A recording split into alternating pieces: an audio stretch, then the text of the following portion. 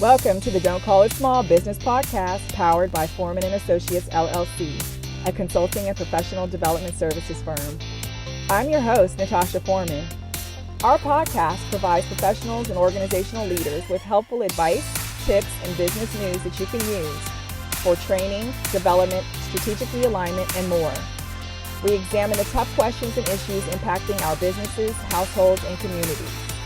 If you like what you hear and find the content useful, please share us with your inner circle. Now that we've covered that and you've learned a little about us and why we do what we do, let's get to work. Join us for today's episode.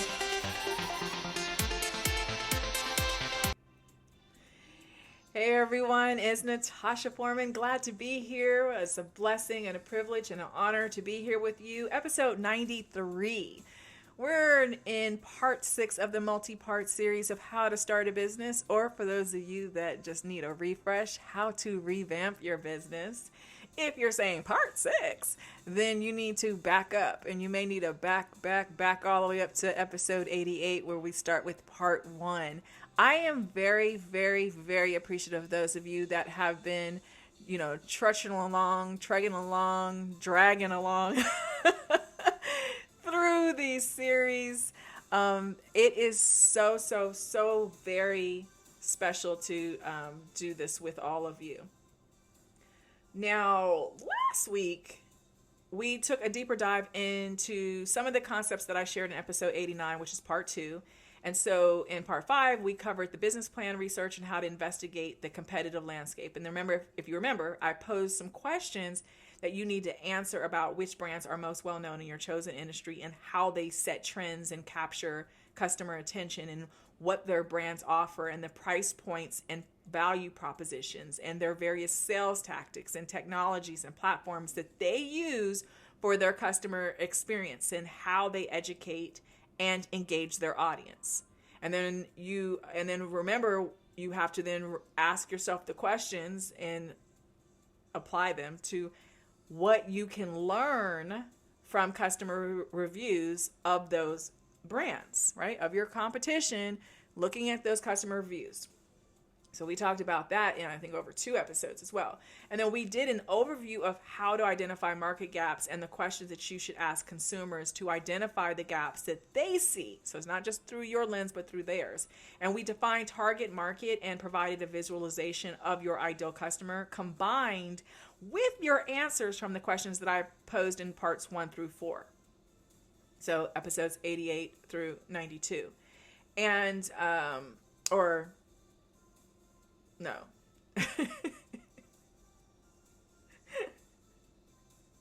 In 88 through 91.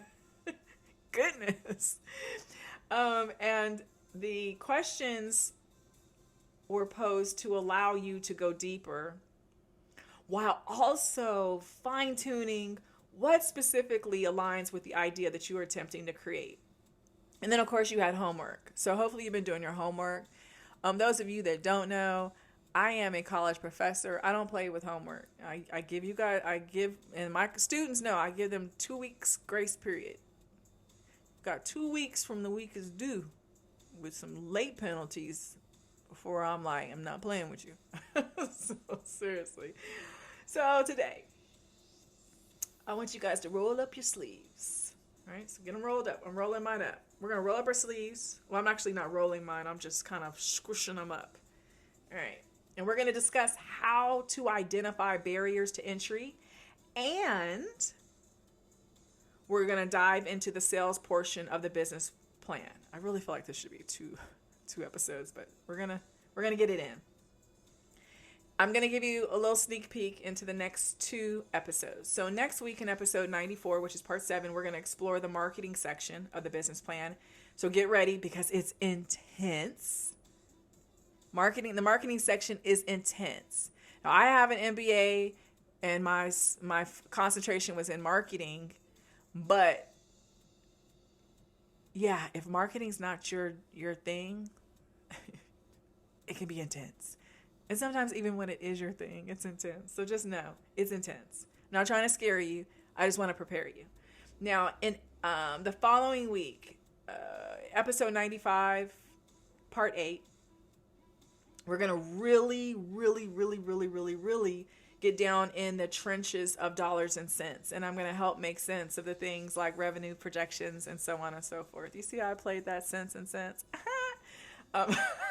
Okay, so let's stop delaying. I've given you enough time to text your friends, tell them to listen. And you should also have something to take notes with and something refreshing to drink and snack on. So let's get to work.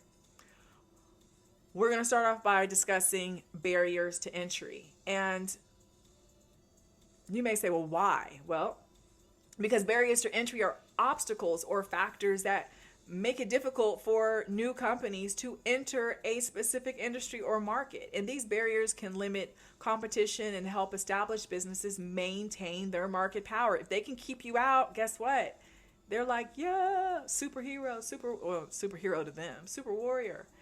There are several types of barriers to entry, and identifying them is crucial for understanding the competitive dynamics of an industry.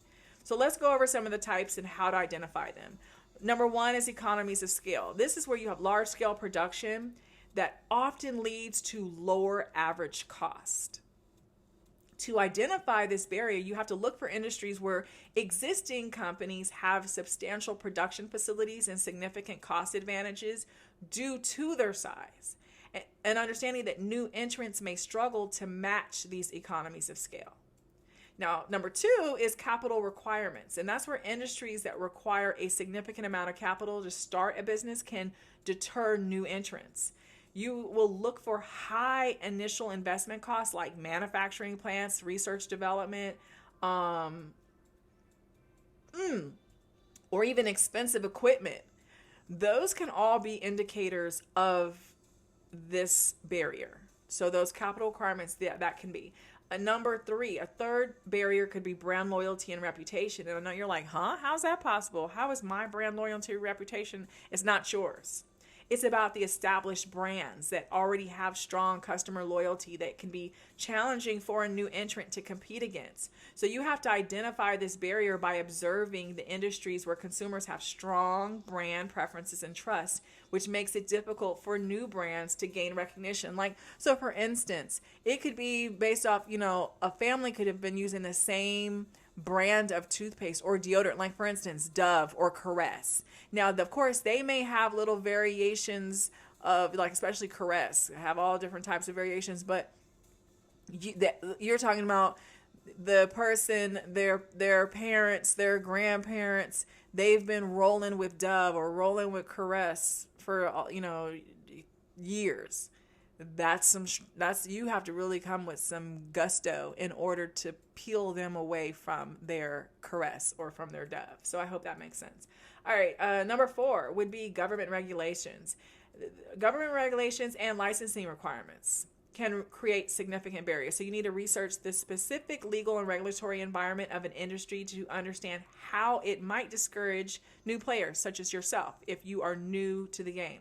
Number 5, intellectual property. So we're looking at patents, copyrights, trademarks. These can protect innovation and product uniqueness. You have to identify this barrier by investigating whether existing organizations have a strong portfolio of intellectual property that prevents others from offering similar products or services.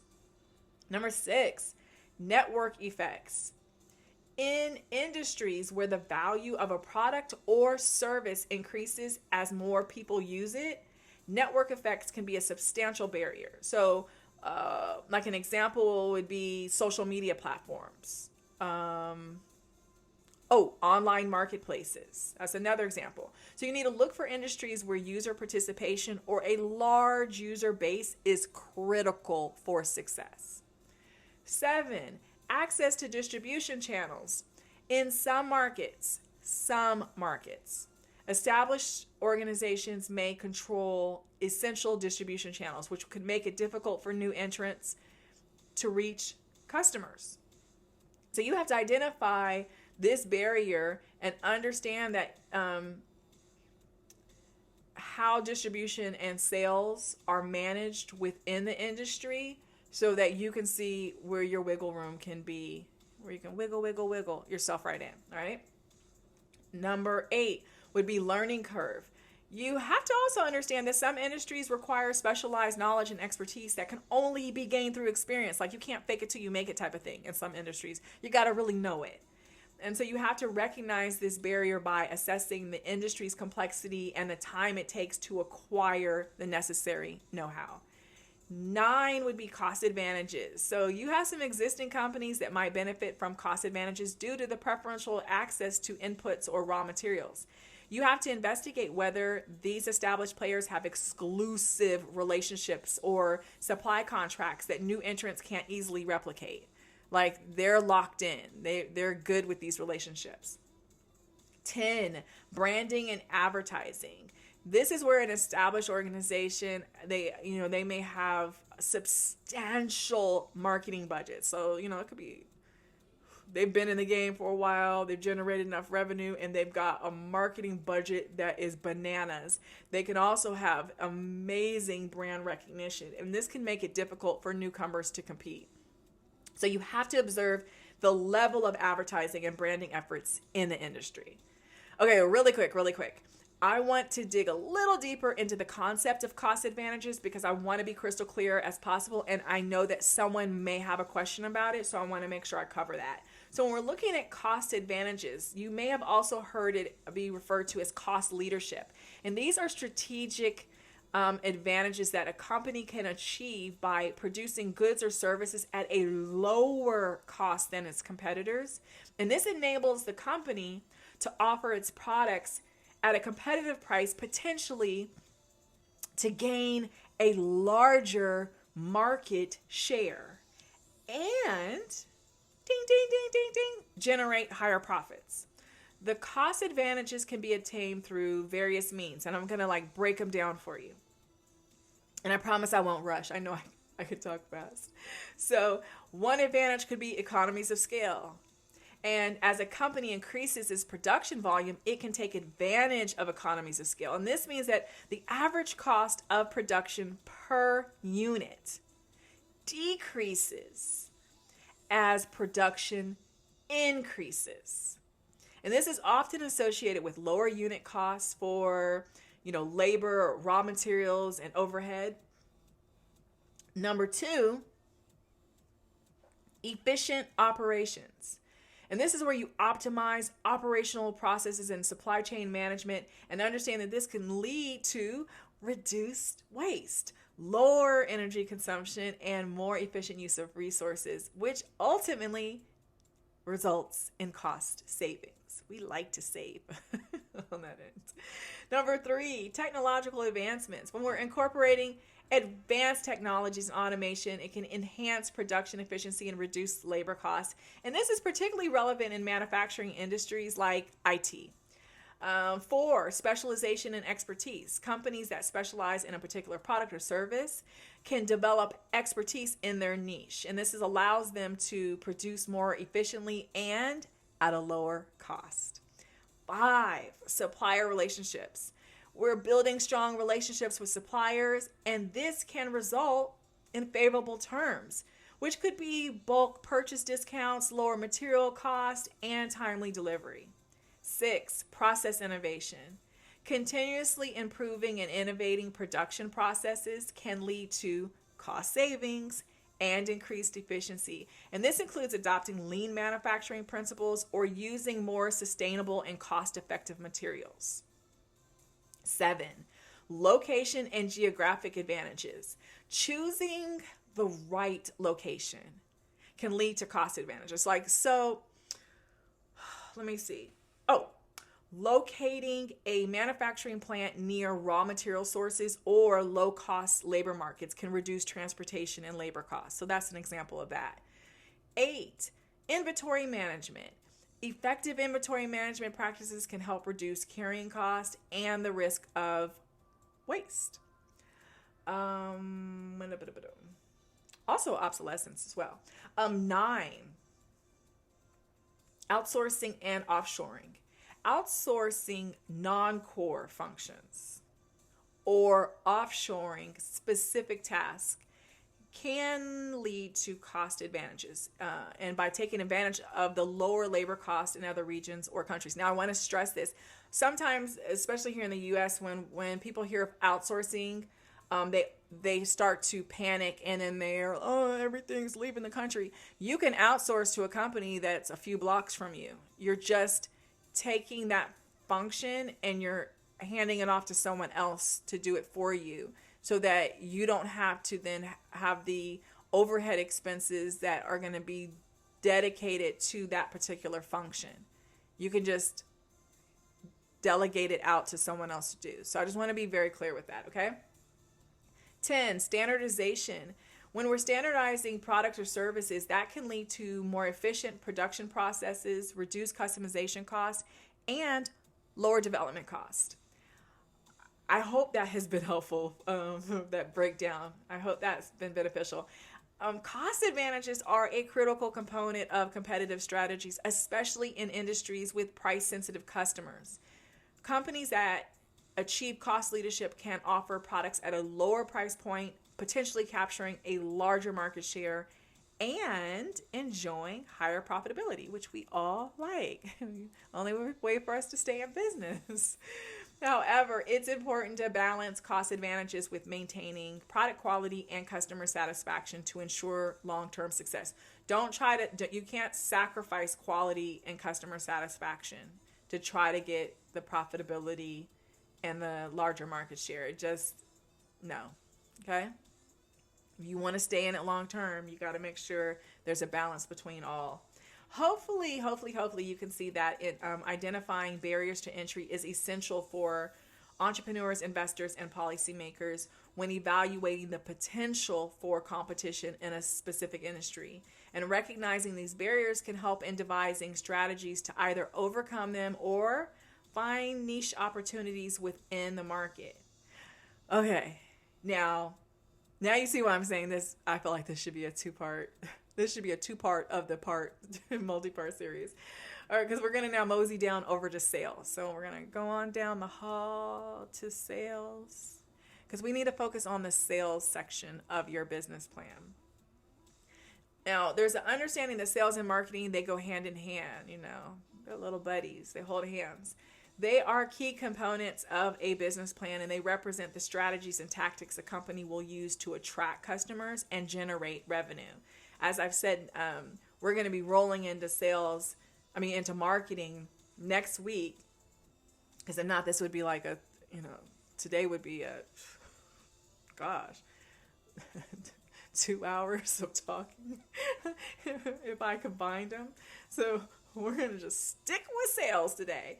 So let's do an overview of how they're typically explained in a business plan. We have our sales strategy, marketing strategy, customer acquisition and retention, metrics and KPIs, risk and contingencies, and you may also cover long-term growth and expansion. So what I'm going to do today is I'm going to break them down.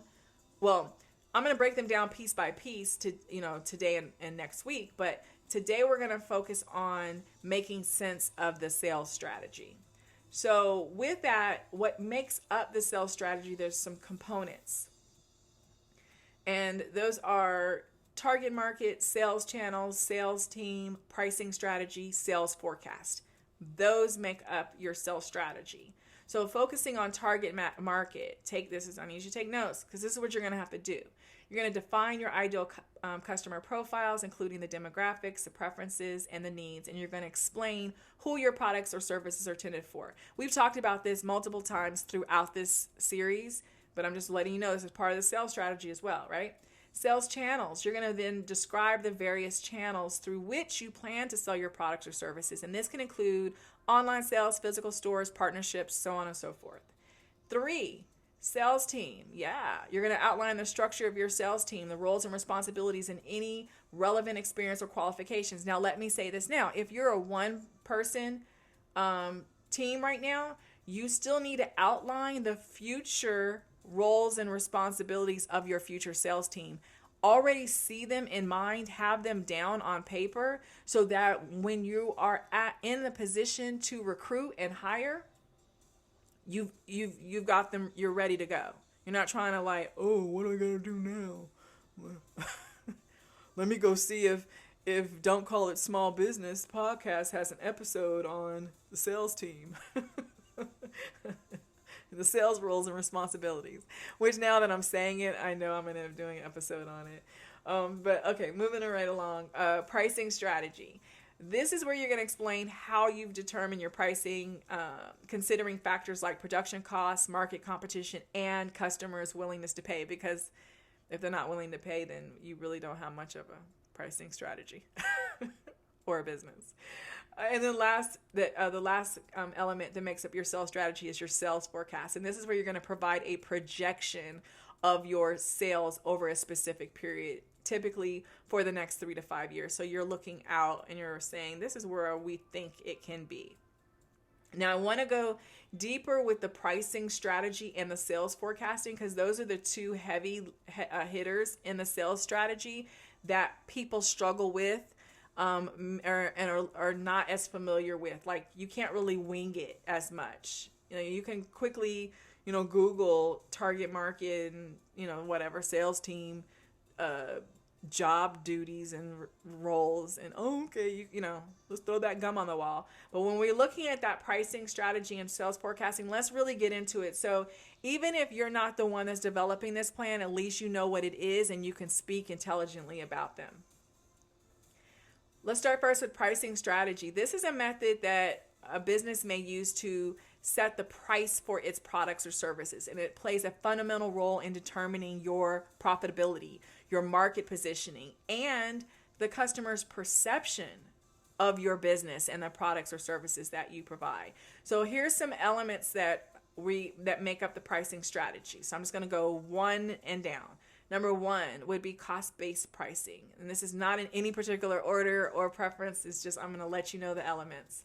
Cost-based pricing is an approach where the price is determined by calculating the cost of producing or delivering the product or service, and then you add a markup to cover your overhead and to generate a profit. You need that markup, right?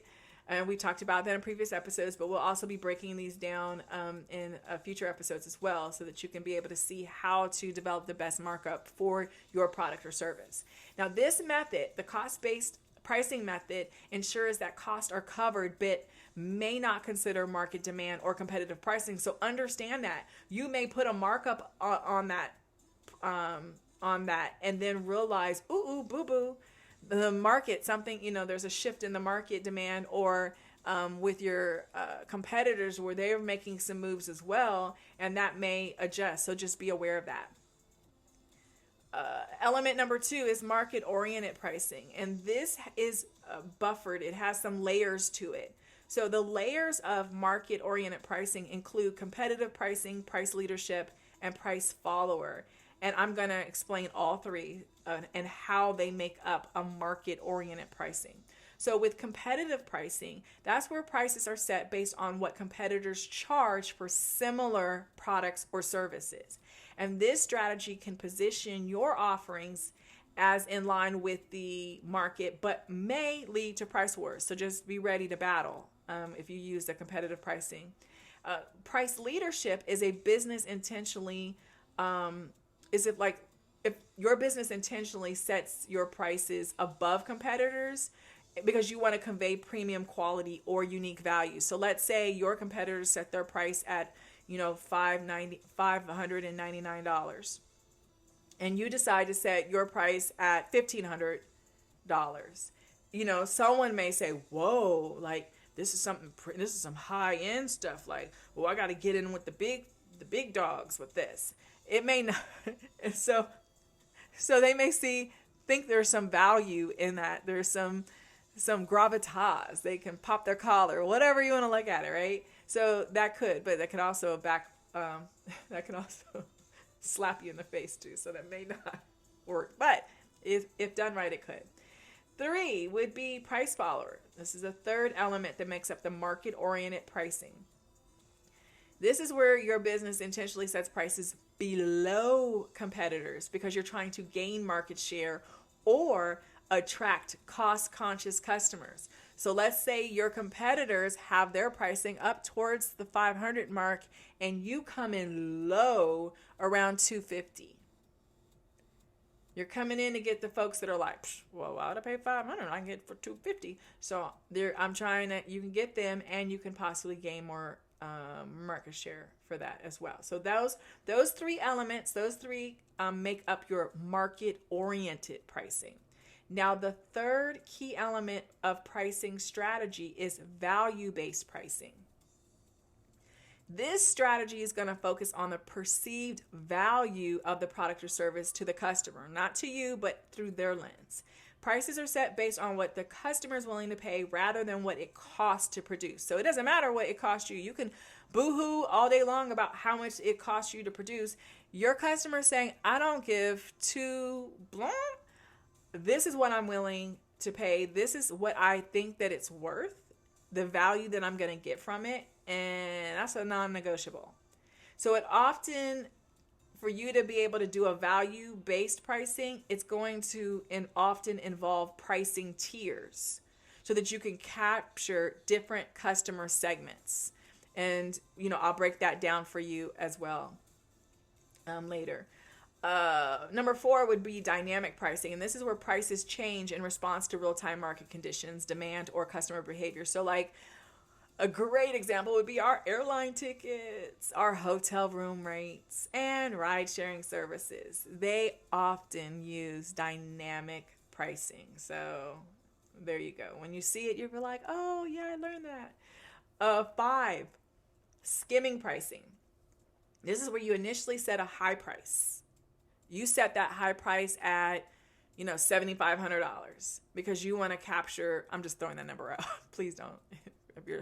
I'm just saying, because you want to initially capture like those early adopters or a premium market segment before you gradually lower the price to attract a broader audience. So let's say you did set it up at $7,500 and then you've now brought it down to, $2,500 or $1,500 over time, like gradually, not like it's not quick, like it's like a slow dance. Okay. 6, penetration pricing. This is where you're going to set a low initial price to quickly gain market share or attract price-sensitive customers. Over time, you can then increase the price if you so choose. So you're going to penetrate to be able to get a whole bunch of folks, and then you can then raise the prices later. Set it low, come in low, and then you can bring it high later. 7, bundle pricing. That's where you're going to offer multiple products or services as a package at a discounted rate compared to buying them individually. We've seen a lot of bundles. Everybody's bundling. Folks are bundling hair, bundling everything. Well, with this approach, this can increase the overall value for customers in their mind. Right? We see this when you're having your internet and your cable and your phone and your mobile device bundled, right? So this makes sense. I like that. Let's do that, right? 8, psychological pricing. This is where you set prices just below a whole number. So instead of saying it's $10, you say it's $9.99, and it creates this illusion of a lower cost. So it plays on the consumer psychology. They're like, oh my gosh, I can get it for $9.99. You're like, a penny. Okay. Number 9 would be discount pricing. This is where you offer temporary price reductions such as sales, coupons, or seasonal discounts. And that helps to boost sales and create a sense of urgency. So all those nice little those little coupons that you get jammed into your mailbox, that's discount pricing. 10, freemium pricing. This is where you offer a basic version of a product or service for a while charging for premium features or a more advanced version. And you will see this a lot, right? So you get like this little thin amount to get you in. You're like, it's free. And you're like, yeah, I love it. If it's free, it's for me. And then you realize there's certain features that you need. You're like, well, where's this? And then you find out, oh, if you'd like that costs this much more. Oh, if you want that costs this much more. And then by the time you're done, you're like, well, now I got to just buy the the big package. So that's where freemium comes in, where you can, you end up somehow being enticed to the premium side. 11 would be price discrimination. And this is where you charge different prices to different customer segments based on factors like geography, age, or their willingness to pay. And this is common in industries like airlines and entertainment. Mm-hmm. Yep. 12, geographic pricing. This is where you adjust your prices based on the location or region, and you're taking into account factors like the shipping cost and local market conditions. I want to make sure that you understand that selecting the right pricing strategy is essential for your business's success, and it should align with your business objectives, your target market, as well as your competitive landscape. And by regularly evaluating and adjusting your pricing strategy based on market changes and customer feedback, that will also help to ensure that you are remain competitive as well as profitable. Now let's dig into this sales forecast, right? I mentioned the sales forecast. Creating a sales forecast is essential for estimating your future revenue and helping you make informed business decisions. And I'm going to provide you like this step-by-step guide on how to do it. So the first step would be you would have to gather historical data. Now, this is something if you already have an established business. So let me be very clear, because with that, you have to collect historical sales data, preferably for at least the past 12 months or more, to serve as the basis for your forecast. So if you're brand new, like you're not having even fully birthed the idea, your idea is forming as you're listening to me, historical data won't apply for this sales forecast. So I just want to be clear on that. This is for a company that's already established. 2, another one would be identify key variables. So you determine the key variables that influence your sales, and these can include marketing efforts, seasonality, economic factors, industry trends, and more. So whatever influences your sales going up, going down, being stagnant, you need to be able to track that and understand that these variables will help you make accurate predictions for the future. 3, segment your forecast. You can depend, well, I'll say this. Depending on the nature of your business, you can segment your forecast. So for instance, you might forecast sales by product or service category, customer segment, sales channels, or even geographic region. So like I said, it really does depend on the nature of your business. Number 4 would be choose forecasting methods. And there are different methods that you can use to forecast sales. So I'm going to share some of the common ones with you. The first one would be qualitative methods. And this is where you're going to rely on so-called expert judgment. So people that, pretty much they walk the walk, they're in the midst, they know what they know.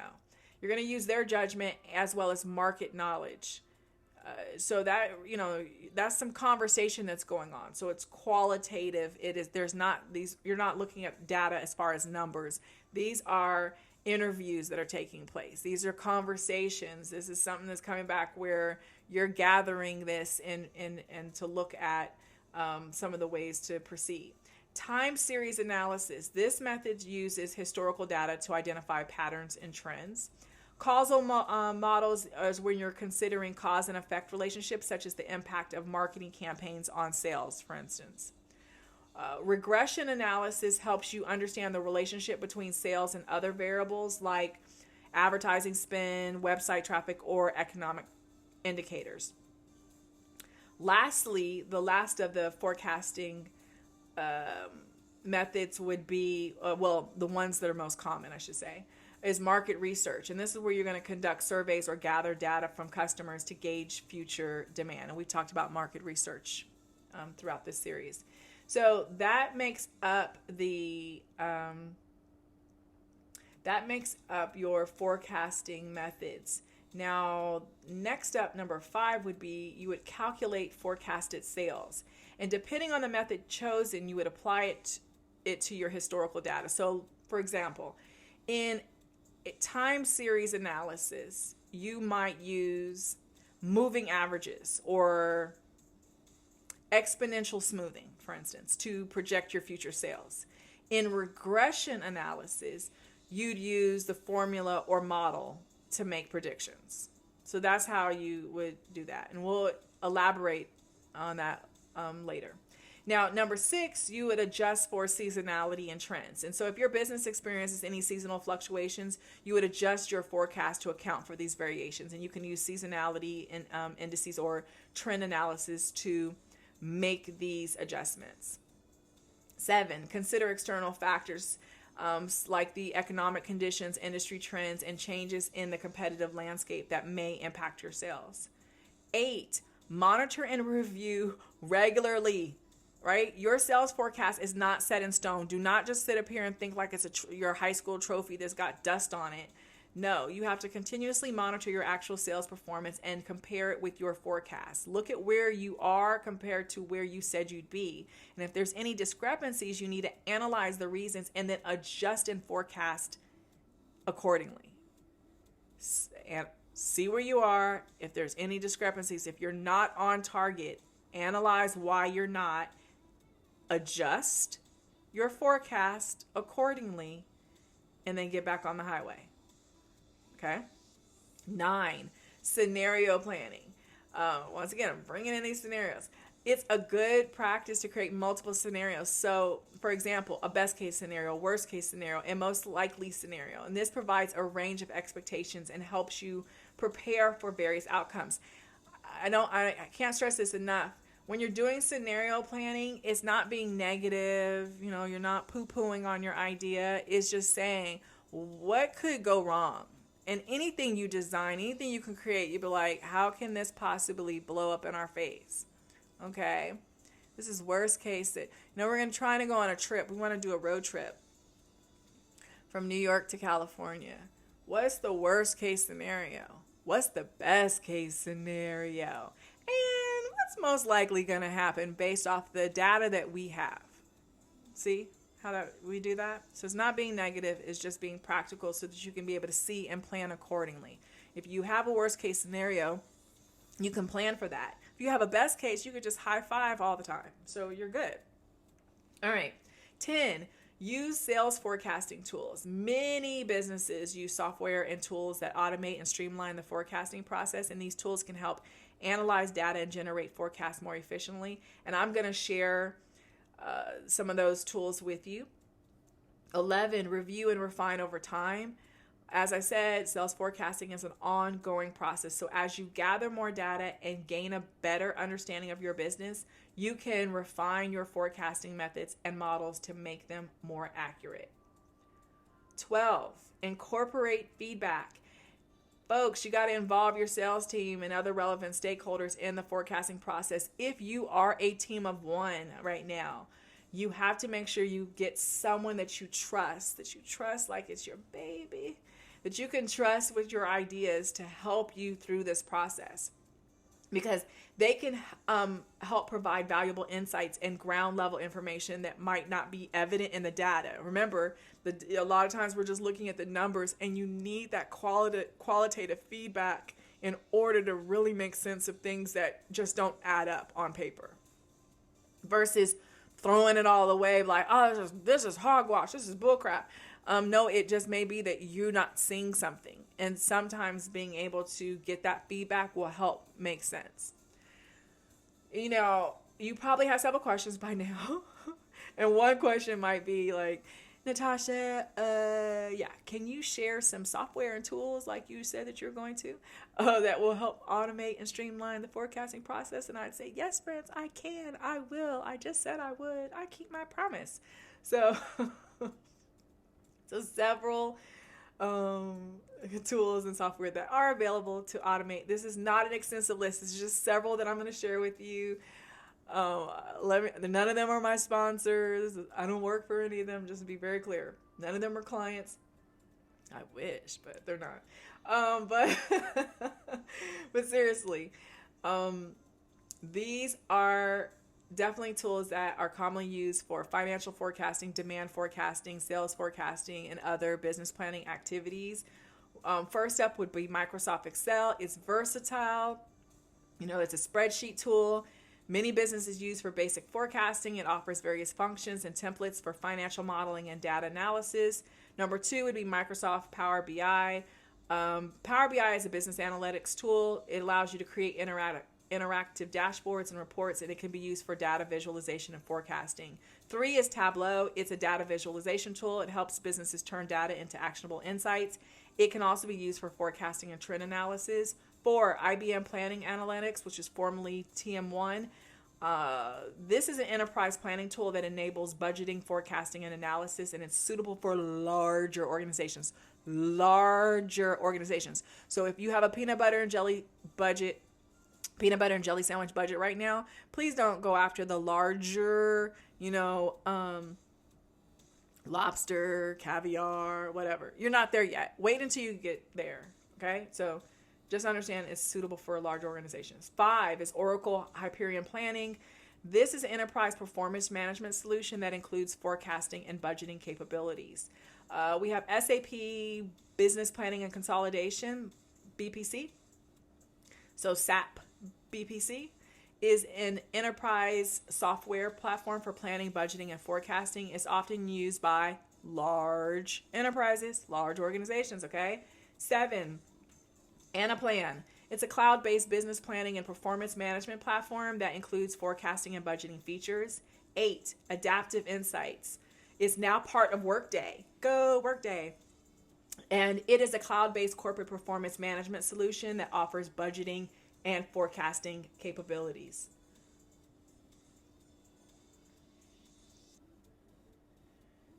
Okay, let's see. What else?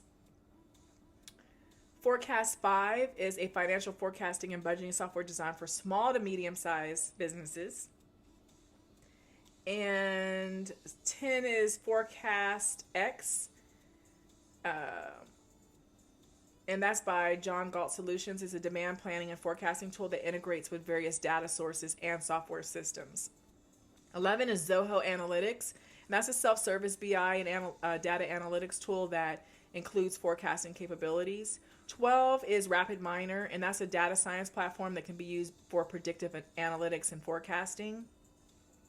13 is the SAS Forecast Server, the SAS Forecast Server. And that offers a suite of forecasting and analytics tools for businesses. And SAS Forecast Server is part of this suite. 14 is Fathom, and that's a financial reporting and forecasting tool that integrates with accounting software. 15 is ClickView and ClickSense. That's QLIKVIEW and QLIKSENSE. ClickView and ClickSense are data discovery and analytics tools that can assist with forecasting and data visualization. And then last but not least, on my list, it's not a comprehensive list, but on my list is DemandWorks Smoothie. And it offers demand planning and forecasting software to help with inventory and demand management. So as you can see, the choice of software or tool can depend on the specific needs and scale of your business, as well as the complexity of your forecasting task. And some tools are more suitable for large enterprises, as I've stressed, that have complex requirements, while others are designed for smaller businesses. Additionally, understanding that cloud-based solutions are increasingly popular due to their accessibility and collaboration features.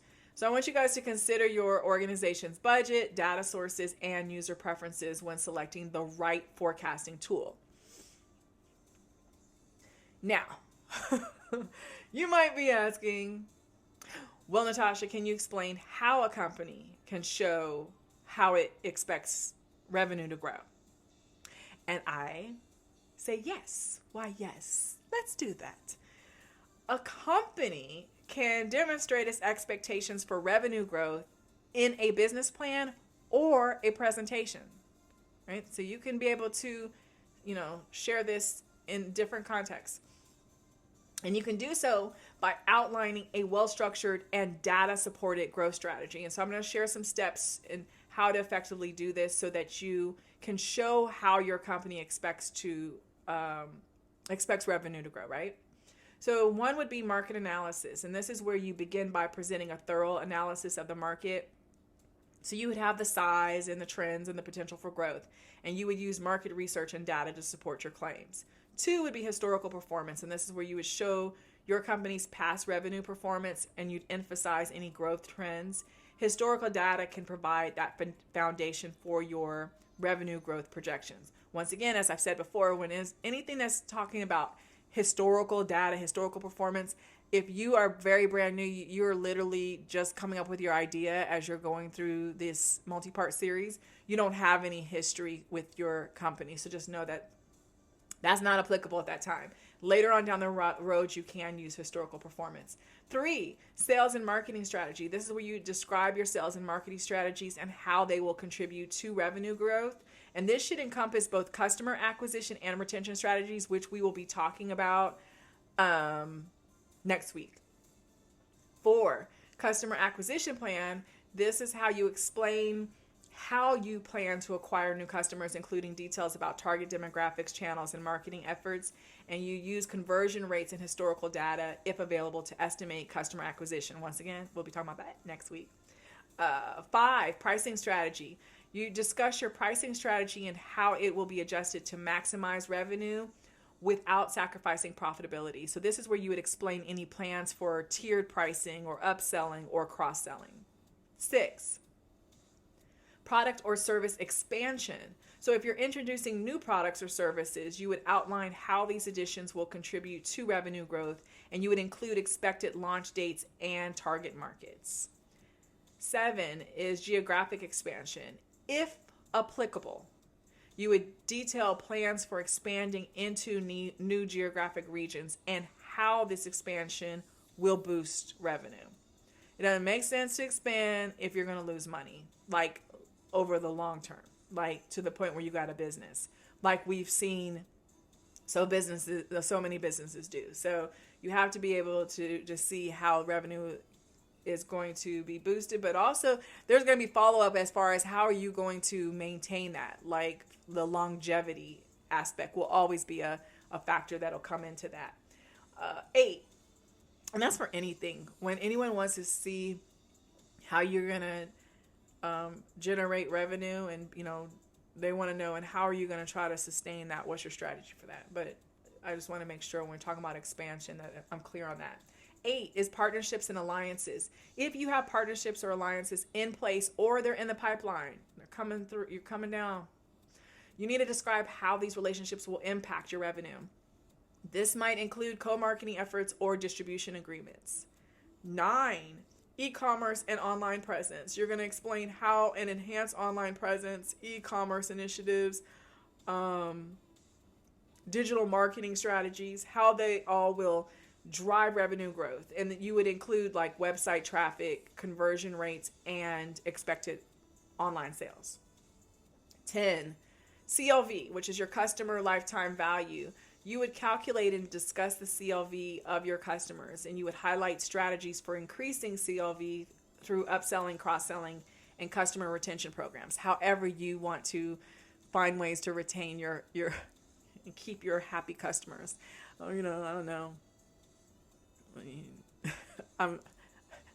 My imagination goes wild. So just whatever you come up with to retain your customers. I'll leave it at that. 11, financial projections.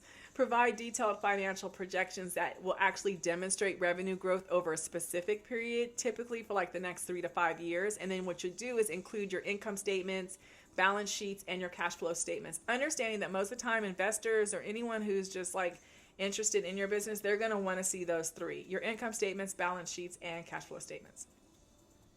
12, KPIs, key performance indicators.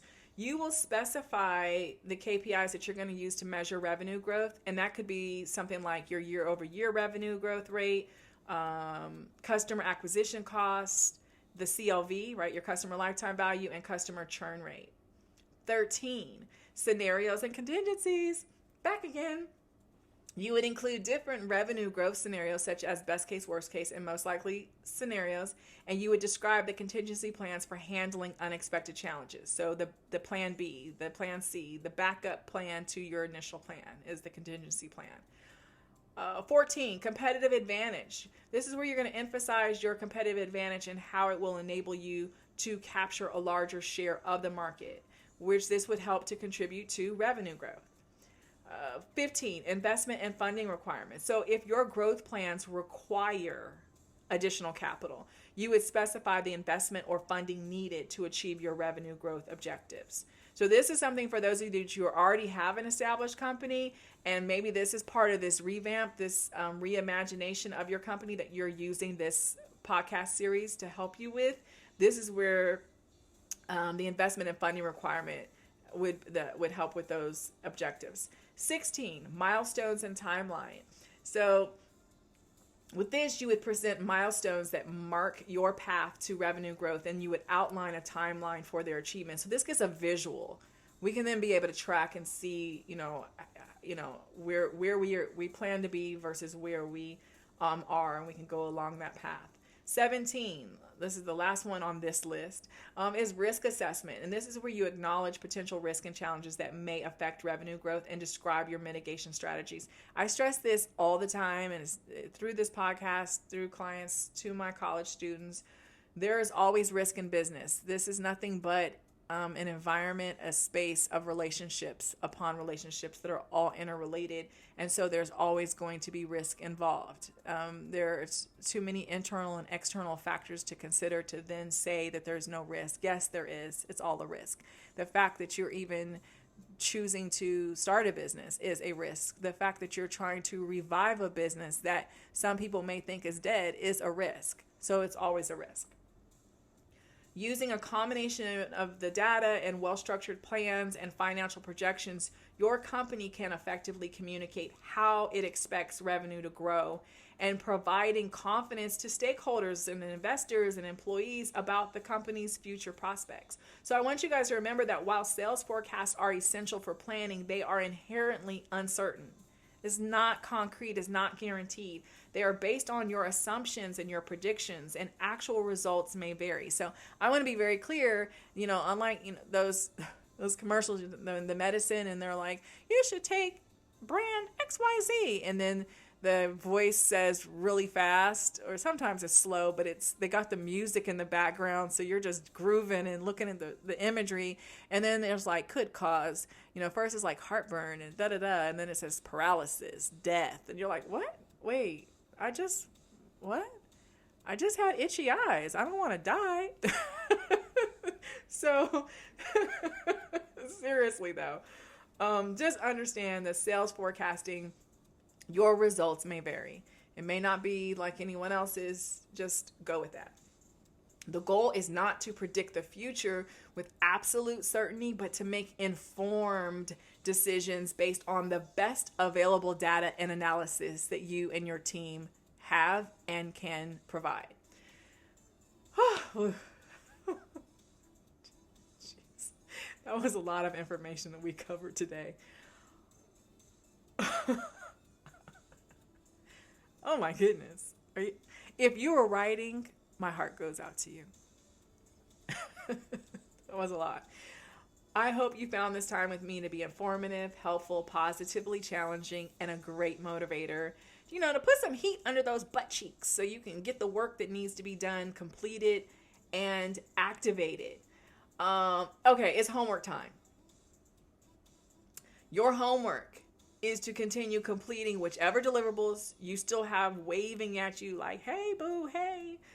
So complete those deliverables from our previous weeks, and then begin unpacking your sales section piece by piece, and making sure that you're aligning to, where you are. If you're a new business, or your established business that you're trying to revive, or just, spruce up, reimagine. You want a fresh, coat of paint on you, right?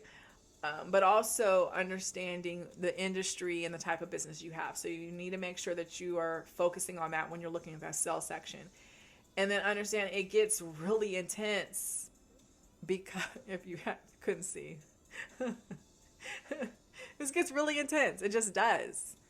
I mean, it should be exciting. At the same time, it's a little scary because you're like, oh my gosh, like this idea is depending on me. It really is. It's depending on you.